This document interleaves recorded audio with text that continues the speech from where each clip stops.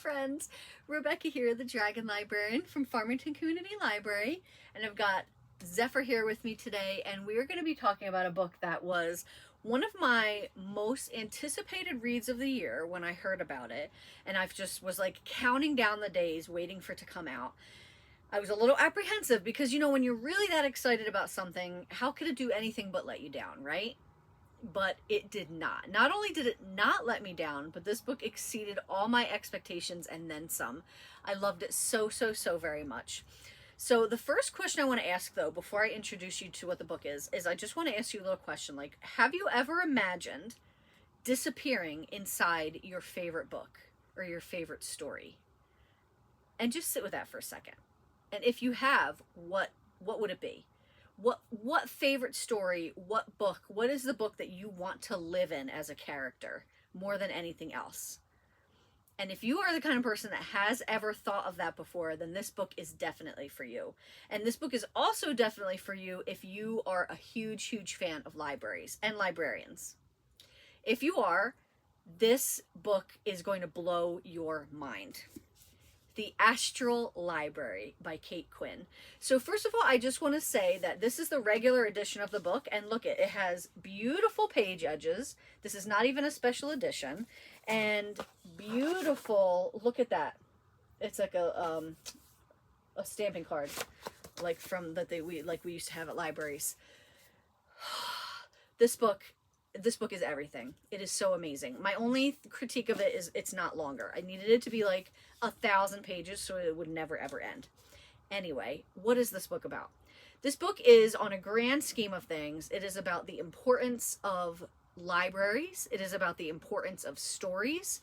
It is about how much these stories can mean to us, how much they save lives, and how much they connect us to each other. On a smaller scale, it's about a woman named Alex. Alex is a hot mess. She's the kind of protagonist that you are just so glad you are not her, but you are still loving her and rooting for her every step of the way. Alex is a hot mess. She grew up through the foster care system. Her mom abandoned her basically when she was a kid, and she's had to grow up through the foster care system. She's an adult now, and she knows that books are the best friends you can ever have. Books never betray you. Books never abandon you. Books never treat you poorly. Books are the best kind of friend you could ever have.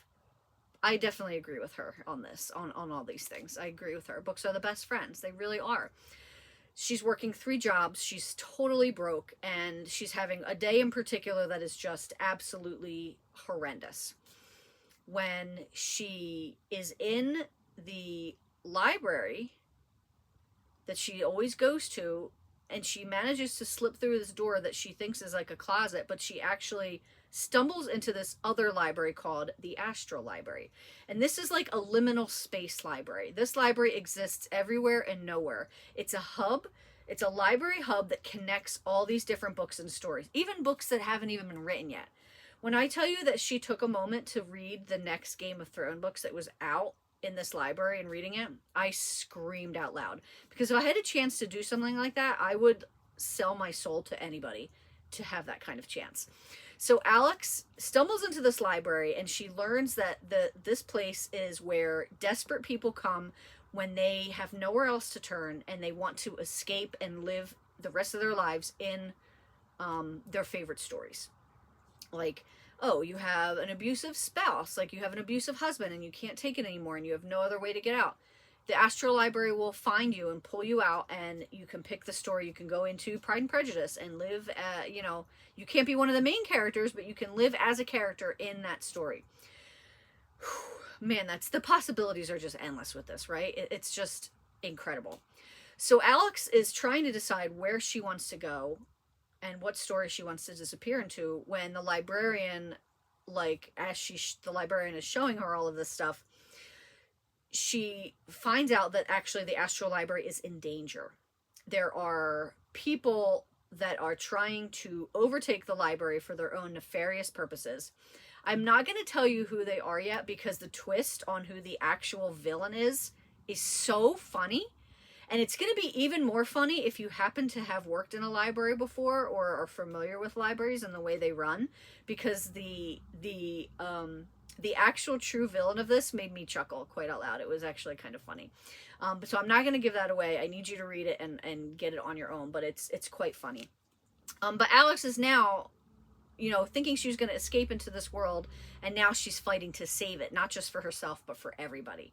And like I said before, this book is not long. It's like, it's under 400 pages. It's under 300 pages. That is a travesty. This book needs to be a lot longer. It's under 300 pages. Technically, it's a fantasy, right? But I consider it more like literary fiction that has a magical realism twist to it. And the thing that's really interesting is this is Kate Quinn's first foray into this type of genre. Mostly she writes a lot of historical fiction. I've read some of her historical fiction stuff. It's all really stellar. But this book is something very unique and special and different. And you have to read her afterward too, because she has a lot of really great things to say about the importance of libraries and librarians. Like if you somehow didn't get that message while you were reading this book, stuff that I thought was really, really neat. As a librarian, obviously, and somebody who loves libraries, who has loved libraries my whole life, this book is just very special to me. I know it's going to be one of my favorite reads of the year. It just means a lot. And I think if you're a person who loves books and reading in libraries, you're also going to love this book. There's something to love here for everyone. And also Alex, and I didn't say it before, but I know she's like a hot mess in this book, but she's also really fun and hilarious. Like, she's got such a great sense of humor that I was laughing out loud at various things that she was saying throughout this book. It's absolutely wonderful. Sarah Penner wrote a little blurb about it saying it's going to be like bound to be one of the biggest books of the year. And I 100% agree with that, because this book totally rocks. I highly, highly, highly encourage you to read it. The Astral Library. Well, that's what I've got for you guys today. I really want you to read this book. Please do. It was so fantastic. I think you will absolutely love it. And you can actually get this book from Farmington Community Library. So please feel free to go ahead and do that, friends, if you would like to read it. And also thank you so very, very much for watching. And also thank you so much for supporting libraries and librarians. Have a wonderful rest of the week.